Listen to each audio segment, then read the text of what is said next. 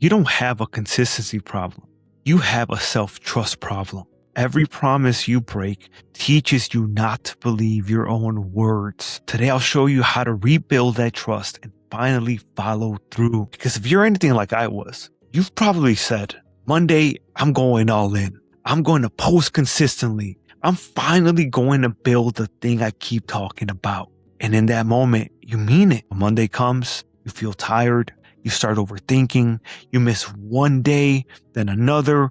And suddenly you're asking, why can't I ever stay consistent? Most people will tell you that you need more motivation or a stricter routine, but your desire may not be the problem. You can deeply want a different life and still not trust yourself to do what creating that life requires. Consistency is not only repetition, it is the relationship you have with your own word. Think about somebody who repeatedly promises to show up but always cancels. Eventually, you stop believing them.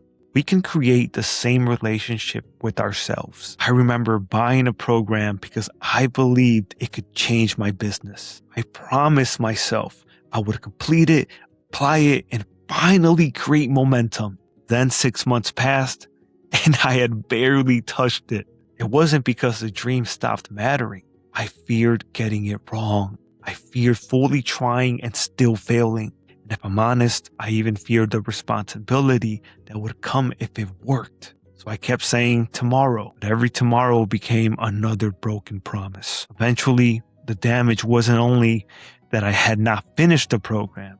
My own words stopped sounding believable to me. I began seeing myself as somebody who starts but doesn't finish. That identity will destroy your momentum if you don't challenge it.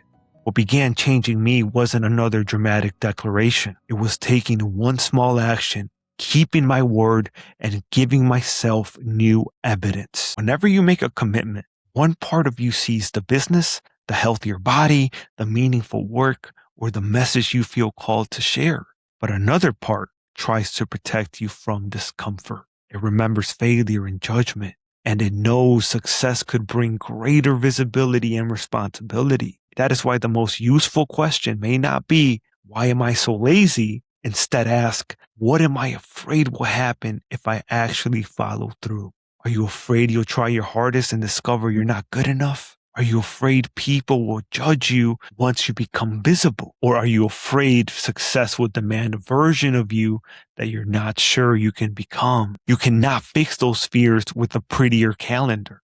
But you also don't have to wait until every fear is healed before you move. You can understand the fear while rebuilding self-trust through action. That starts with 3 decisions. First decision is to stop making promises designed for your ideal self and start making promises your current self can keep.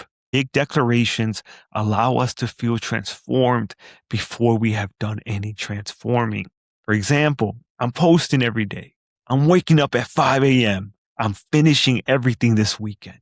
But when a promise is built on emotion instead of capacity, the goal that was meant to build you can become more evidence against you. So shrink the promise, but make it specific. Don't say, I'm working on my business. Say, before noon, I will send 1 pitch. Don't say, I'm becoming consistent on YouTube. Say, at 9 o'clock, I will spend 15 minutes writing 1 hook. Don't say, I'm getting healthy. Say, after dinner, I will walk for 10 minutes. The action should be clear enough that there is no debate about whether you did it. Making the promise smaller does not mean making the dream smaller.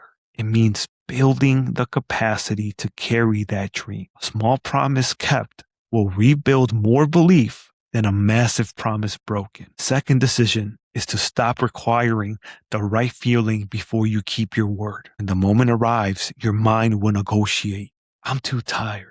I'll do twice as much tomorrow. I'll start when I can do it properly. But remember what you are actually building. You are not only writing the page, filming the video, or sending the pitch. You are proving when I say I will show up, I show up. On a difficult day, do the minimum version. If you cannot write for an hour, write 1 paragraph. If you cannot film the full video, practice the first minute.